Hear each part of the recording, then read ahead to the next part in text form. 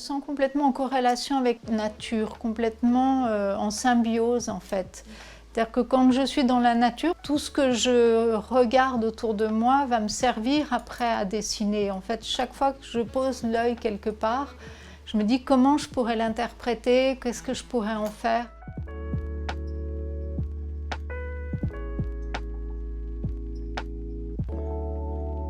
Mon intérêt pour la nature a été vraiment beaucoup par cette maison de campagne où je passais beaucoup de temps, mais aussi par ma grand-mère qui aimait beaucoup les fleurs et les plantes.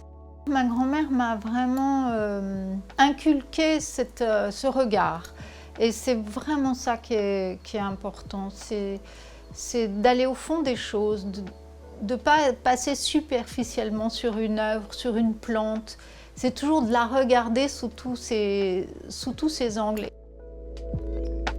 Et quand j'étais petite, j'avais demandé un microscope et ça a été une révélation de voir tout ce qui se passait. Je mettais tout sous ces lamelles de microscope pour regarder comment se passaient les choses en les grossissant. Et ça reste quelque chose pour moi d'extrêmement important. Quand je dessine des fleurs, des plantes, je fais toujours des gros plans. Alors en plus, je suis très myope, donc quand j'enlève mes lunettes, je vois tous les détails et c'est fabuleux.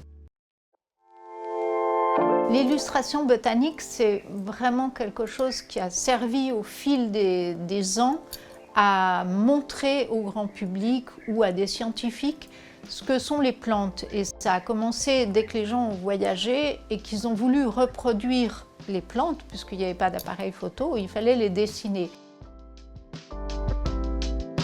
En fait, mes années publicitaires, j'avais un peu oublié ce qu'était le dessin d'observation, simplement. Quand je me suis mis à l'aquarelle botanique sérieusement avec une prof, c'est vraiment ce qui est ressorti aussi. C'est de prendre une plante et de la regarder sous tous ses angles, d'avoir comment on accroche une feuille, comment s'accroche un pétale, comment... Voilà, toutes ces choses-là sont vraiment importantes.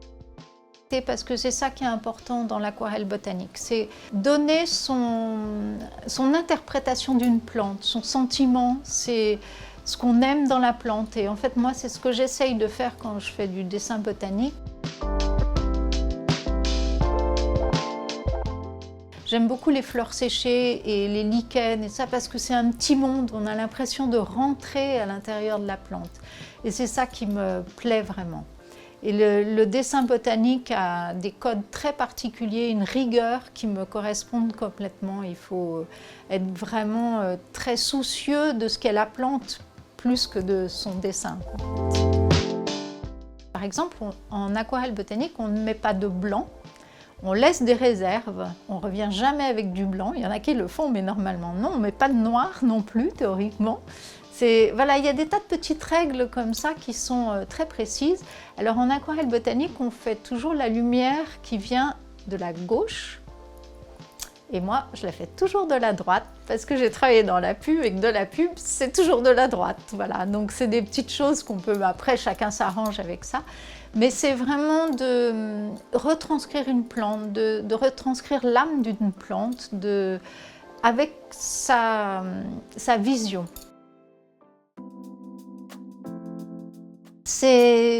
Voilà, cette aquarelle botanique m'a vraiment reconnectée avec ce que je suis en réalité au plus profond de moi-même.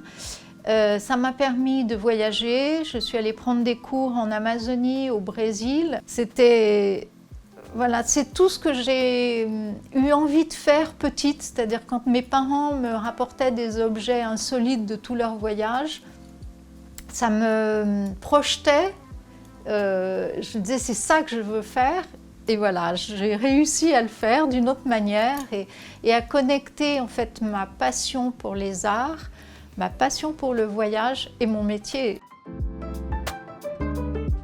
J'ai pu faire mon premier livre sur les arbres et ça m'a donné le goût de cette liberté, c'est-à-dire à la fois un travail de commande mais à la fois être complètement libre là-dedans, pas être obligé de dessiner ça ou ça, etc. Et là, j'ai un autre livre qui va sortir qui s'appelle Éloge des indisciplinés. Et il parle de toutes ces petites plantes qu'on va trouver autour de chez nous. Je pense tout le temps à ça et je me dis que j'ai une chance extraordinaire et une liberté dans mon métier qui est fabuleuse.